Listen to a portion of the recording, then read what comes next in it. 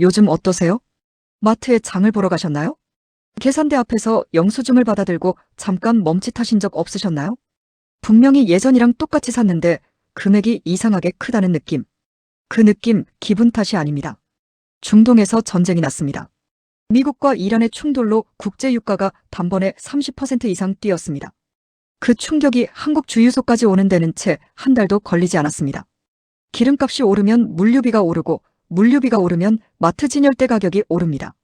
여기에 환율은 1,400원대를 오랫동안 맴돌고 있으니 수입품은 더 비싸질 수밖에 없습니다. 트럼프는 올해도 관세를 들고 흔들었습니다. 미국 연방대법원이 관세 부과 권한을 대통령에게서 박탈했다가 행정부는 다시 무역법 301조로 우회했습니다. 한국을 포함한 16개국을 상대로 공식 조사까지 시작했습니다. 반도체, 자동차, 철강, 우리가 먹고 사는 수출 품목들이 타겟입니다. 성장률은 공식적으로 2% 안팎이라고 하지만 체감하시는 분이 있으신가요? 한국은행은 기준금리를 2.5%에서 꼼짝 못하고 있습니다. 금리를 내리고 싶어도 환율이 튀어오르고 그렇다고 금리를 올리면 가계부채가 터집니다. 이러지도 저러지도 못하는 상황이에요. 자영업자분들은 더 힘드실 겁니다. 코로나 대출이 만기를 넘어가고 금리 부담이 쌓이고 상가 앞에 발걸음은 줄어들고 골목 상권이 무너지는 속도가 예사롭지 않습니다. 이런 상황에서 오늘 저는 여러분께 이 질문을 드리려 합니다. 이 모든 불안이 겹쳐지는 지금 이 순간 1,700만 명의 자산이 움직이기 시작했습니다. 그 돈이 어디로 흘러가느냐에 따라 이 혼란 속에서 누군가는 무너지고 누군가는 버팁니다. 35년 전 일본에서 이미 이 이야기가 있었습니다. 오늘은 그 이야기에서 시작해 지금 우리의 이야기로 돌아오겠습니다. 1989년 12월 29일 일본 니케이 지수가 사상 최고점인 38,915포인트를 찍던 날 도쿄 긴자거리의 부동산 중개소 앞에는 줄이 길게 늘어서 있었습니다. 땅값은 6년 만에 3배가 됐고 그 시절 일본인들이 흔히 했던 농담이 있었습니다. 도쿄를 팔면 미국 전체를 살 수 있다. 그들은 그것이 농담이라고 생각하지 않았습니다. 진심이었어요. 영원히 오를 것 같았으니까요. 당시 일본 주식 시가총액은 뉴욕 거래소를 추월해 세계 1위였습니다. 세계 2위 경제대국의 자신감이 하늘을 찌르던 시절이었습니다. 그리고 이듬해 1990년 1월 거품이 꺼지기 시작했습니다. 주가는 반토막, 땅값은 3분의 1토막. 그 뒤 30년을 일본은 잃어버린 30년이라고 부릅니다. 잠깐 한 가지 먼저 물어볼게요. 단카이 세대라는 말 들어보셨나요? 일본어로 덩어리라는 뜻입니다.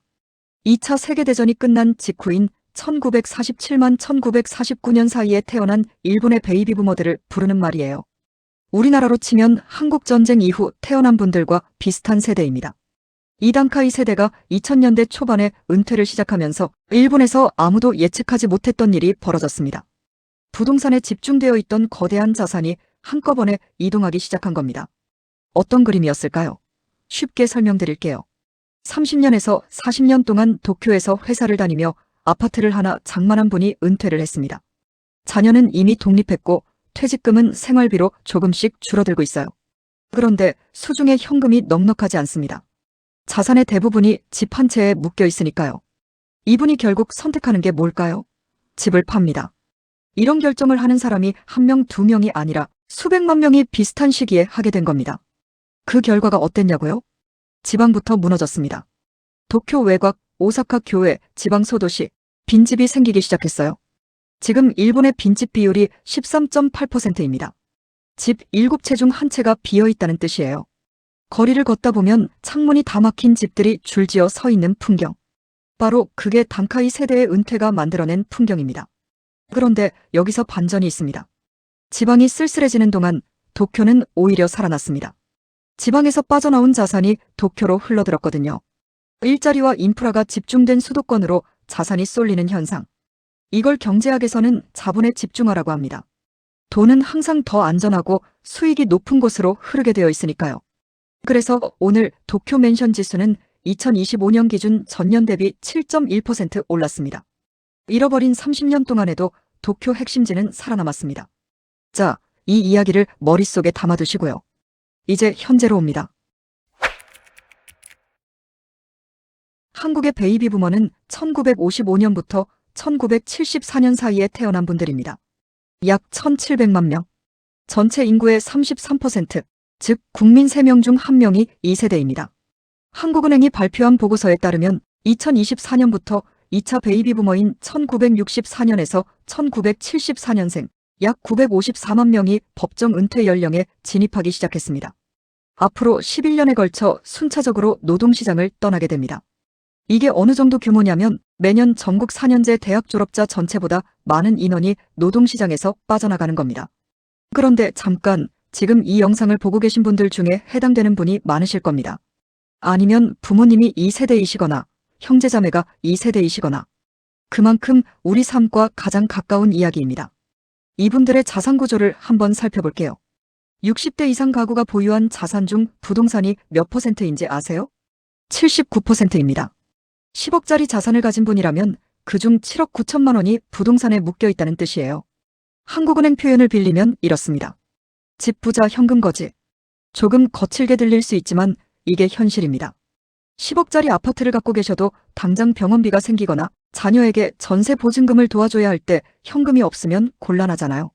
그런데 여기서 오늘 오프닝에서 제가 말씀드렸던 그 상황들이 들어옵니다.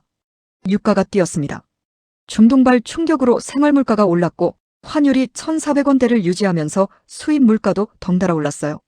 고정된 연금이나 임대 수입으로 생활하시는 은퇴 세대에게 물가 상승은 실질 구매력 감소를 의미합니다. 같은 돈으로 살 수 있는 것이 줄어드는 거예요. 게다가 기준금리가 묶여 있습니다. 한국은행이 2.5%에서 6차례 연속 동결했습니다. 금리를 내리고 싶어도 환율이 튀어오르고 올리자니 가계부채 1,900조 원이 터질 수 있어서 손을 못 댑니다. 이 상황이 은퇴 세대에게 주는 신호는 뭘까요? 은행 예금에 넣어봐야 물가도 못 따라간다는 겁니다. 그러면 그 돈을 어디로 움직여야 할까요? 고민이 시작됩니다. 하나금융연구소가 은퇴를 앞둔 베이비 부머들을 조사했더니 이런 결과가 나왔습니다. 58.5%가 은퇴 후 재정 상태가 불안하다고 했고 89.5%는 현금 흐름 확보에 대한 고민을 하고 있었습니다. 10명 중 9명이 현금이 걱정이라는 거예요. 그런데 여기에 아주 흥미로운 심리학 이론이 있습니다. 행동경제학자 카너먼과 트버스키가 발견한 손실 회피로스 어버전 이론입니다. 어렵게 들리시죠? 쉽게 설명드릴게요. 사람은 같은 금액이라도 잃는 고통을 얻는 기쁨보다 2배 이상 크게 느낍니다. 10만 원을 얻었을 때의 기쁨과 10만 원을 잃었을 때의 고통이 같아야 하는데 실제로는 잃는 고통이 훨씬 크다는 겁니다. 이 이론을 베이비 부머의 집에 적용하면 어떻게 될까요? 평생 일해서 마련한 아파트를 판다는 건 단순한 자산 매각이 아닙니다. 내 집을 잃는다는 감각이 함께 옵니다. 게다가 한국 사람에게 부동산은 단순한 자산이 아니에요. 가족의 역사, 자녀를 키운 공간, 삶의 기반 그 자체입니다. 이걸 팔자니 심리적 저항이 엄청납니다. 그래서 생각합니다. 조금 더 오르면 팔자. 지금 팔면 손해 같아. 자녀한테 물려주면 되지 뭘. 이 망설임 때문에 자산 이동이 지연됩니다. 그러다가 어느 순간 임계점을 넘습니다. 갑자기 큰 의료비가 생기거나 배우자가 먼저 세상을 떠나거나 자녀 결혼으로 목돈이 필요해지거나 바로 지금처럼 물가가 오르고 생활비 압박이 커지면서 더는 버티기 어렵다는 판단이 서는 순간, 이 순간 망설이던 결정이 한꺼번에 실행됩니다. 경제학에서는 이것을 임계질량 크리티컬 매스 현상이라고 합니다. 물이 99도에서 아무리 끓지 않다가 100도가 되는 순간 갑자기 끓어오르는 것처럼 조용히 쌓이다가 어느 순간 폭발적으로 터지는 구조입니다. 1,700만 명의 자산 이동이 동시에 일어나지는 않습니다. 그러나 그 이동이 시작됐을 때 돈의 흐름은 우리가 상상하는 것보다 훨씬 빠르게 방향을 바꿉니다. 자, 이제 핵심입니다. 1,700만 명의 부동산 자산이 이동하면 그 돈은 어디로 갈까요? 크게 5가지 방향으로 흘러갑니다. 그리고 각각의 방향에서 누가 이득을 보는지 그 이면을 같이 읽어드리겠습니다. 첫 번째, 주택연금으로 흘러갑니다. 집을 팔지 않고도 현금을 받는 방법입니다. 집을 담보로 맡기고 매달 연금처럼 돈을 받는 구조예요. 여기서 중요한 게 있습니다. 지금 유가가 오르고 물가가 오르는 상황에서 고정된 연금 수령액이 점점 실질 가치를 잃어가고 있습니다. 그러니 주택연금에 가입하는 분들이 늘어날 수밖에 없어요. 이 돈이 흘러가면 금융기관이 웃습니다. 주택연금을 운용하는 기관, 관련 금융상품을 파는 증권사와 보험사가 베이비부머의 부동산을 기반으로 수수료 수입을 가져갑니다. 두 번째, 예적금과 채권으로 흘러갑니다. 부동산을 팔아서 현금을 확보한 뒤 안전하게 은행에 넣거나 국채를 사는 분들이 생깁니다. 그런데 기준금리가 2.5%로 묶인 상태에서 물가가 2%대라면 실질 수익률은 거의 없습니다. 사실상 돈 가치를 유지하는 수준이에요. 그래서 은행에만 넣어두면 불안한 분들은 자연스럽게 세 번째 방향으로 눈을 돌립니다. 세 번째, 자녀 지원으로 흘러갑니다. 증여 또는 상속이 앞당겨집니다. 지금 청년 세대가 겪는 주거 부담, 전세값, 집값을 생각하면 부모 세대가 돕지 않고는 자녀의 독립이 쉽지 않습니다. 베이비 부머의 자산이 자녀 세대로 넘어가면서 다시 수도권 부동산 시장으로 유입됩니다. 부모 세대 집이 팔리고 그 돈이 자녀에게 가고 자녀는 그 돈으로 수도권 집을 구한다. 이 흐름이 서울 핵심지 가격을 지지하는 또 하나의 원인입니다. 네 번째, 리츠아리 ITS와 펀드로 흘러갑니다. 부동산을 직접 보유하지 않고 간접 투자하는 방식입니다. 리츠는 여러 사람이 돈을 모아 빌딩이나 물류센터 같은 부동산에 투자하고 배당을 받는 구조예요. 직접 집을 팔기는 싫지만 부동산과 연결된 수익은 포기하기 싫은 분들이 선택합니다. KB금융 보고서에서 실제로 2025년 한국 부자들의 자산관리 관심사 2위로 국내 금융 투자가 전년 3위에서 올라섰습니다. 이 흐름은 일반 베이비 부머에게도 확산되고 있습니다. 다섯 번째, 해외 자산으로 흘러갑니다. 일부는 미국 주식, 달러 예금, 해외 ETF로 이동합니다. 환율이 1,400원대인 지금 달러를 사두면 환차익도 기대할 수 있으니까요. 트럼프발 관세 불확실성과 중동 유가 쇼크 앞에서 한국 경제만을 믿기 어렵다는 판단이 자산을 해외로 밀어냅니다. 이것은 단순히 투자 성향의 문제가 아니라 한국 경제에 대한 신뢰도의 문제이기도 합니다. 다섯 가지 방향을 살펴보셨나요? 공통점이 보이시나요? 어느 방향으로 가든 부동산에서 빠져나온 돈을 받아 수수료를 챙기는 기관이 있습니다. 그 기관들은 이미 이 이동을 예측하고 상품을 준비하고 있습니다. 베이비 부머 세대가 아직 망설이는 단계에 있는 지금 그들의 선택을 기다리며 금융시장은 조용히 포지션을 잡고 있습니다. 여기서 중요한 질문 하나 드려야겠습니다. 그렇다면 한국도 일본처럼 잃어버린 30년을 겪게 될까요? 솔직히 말씀드리면 닮은 점이 너무나 많아서 불안합니다. GDP 대비 민간부채 비율을 보면 일본이 버블 붕괴 직전인 1990년에 208%였습니다. 한국은 2023년에 207%. 거의 일치합니다. 한국은행이 직접 BOK 이슈노트에서 한국이 일본 버블 경제의 전철을 밟을 가능성이 크다고 경고했을 정도예요. 그리고 지금 우리가 겪고 있는 것들, 저성장, 고환율, 유가 충격, 트럼프 관세, 이것들이 1990년대 초 일본이 버블 붕괴와 함께 맞닥뜨렸던 외부 환경과 놀랍도록 닮아 있습니다. 인구 구조도 비슷합니다. 일본은 단카이 세대가 2000년대 초반에 은퇴하면서 지방 부동산이 무너졌습니다. 한국은 2026년 지금 베이비 부머의 은퇴가 본격화되고 있습니다. 심지어 속도는 한국이 더 빠릅니다. 일본이 고령화 사회에서 초고령 사회까지 가는데 35년이 걸렸는데 한국은 20년도 채 걸리지 않았습니다. 그런데 결정적으로 다른 점도 있습니다. 첫 번째 다른 점, 규제 안전망입니다. 일본은 버블 당시 부동산 담보를 가치의 100% 이상으로 인정해줬습니다. 한국은 LTV와 DSR 규제가 있어요. 2026년 4월에는 다주택자의 주담대 만기 연장을 전면 제한하는 정책도 나왔습니다. 일본처럼 대출이 무한정 풀리는 구조가 아니에요. 이 규제들이 거품의 속도를 늦추는 역할을 합니다.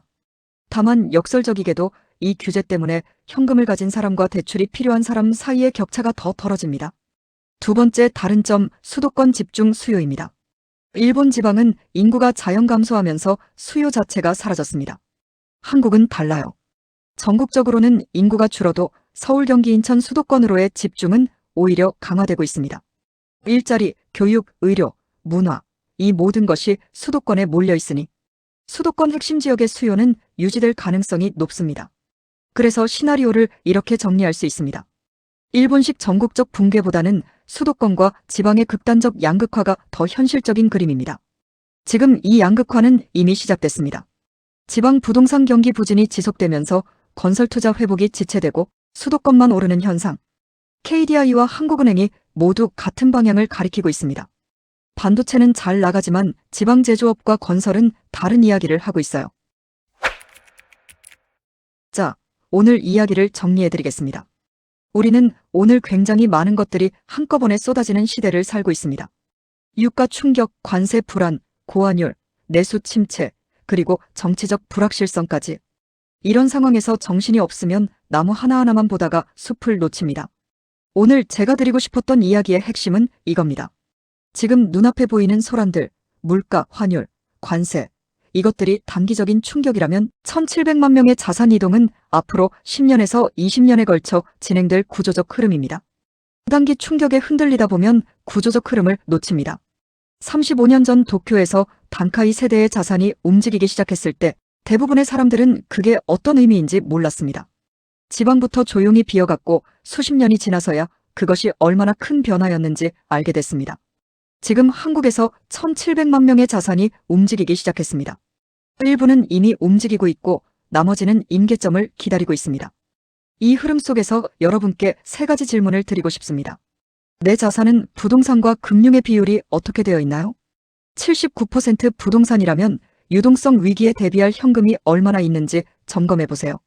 유가가 오르고 물가가 뛰는 지금 고정된 부동산 자산만으로 노후를 버티는데 한계가 있을 수 있습니다. 10년 뒤 의료비, 생활비가 얼마나 필요할지 역산해 보는 것도 좋습니다. 내가 사는 지역의 수요는 앞으로 어떻게 될까요?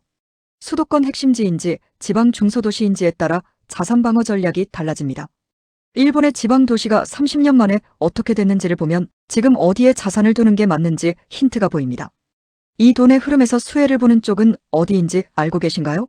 주택연금을 운용하는 금융기관, 고령자산가를 타겟으로 한 금융상품, 베이비부머 자녀 세대의 전세 수요를 흡수하는 수도권 임대 시장. 이 흐름을 알면 피해자 쪽이 아니라 준비된 쪽에 서는 전략을 세울 수 있습니다. 역사학자 아놀드 토인비는 말했습니다. 문명은 도전에 대한 응전으로 성장한다. 유가 충격, 관세 불안, 고환율, 그리고 1700만 명의 자산 이동이라는 도전에 여러분은 어떻게 응전하실 건가요? 오늘 분석이 그 판단에 조금이라도 도움이 됐으면 합니다. 물론 제 분석이 맞지 않을 수 있습니다. 미래는 항상 변수가 있으니까요. 하지만 과거를 알고 현재를 읽는 것과 그냥 흘려보내는 것은 분명히 다른 결과를 만듭니다. 다른 관점이 있으시다면 댓글로 꼭 알려주세요. 여러분의 이야기가 채널을 더 깊게 만듭니다. 구독과 좋아요, 알림 설정 부탁드립니다. 올빼미의 눈이었습니다.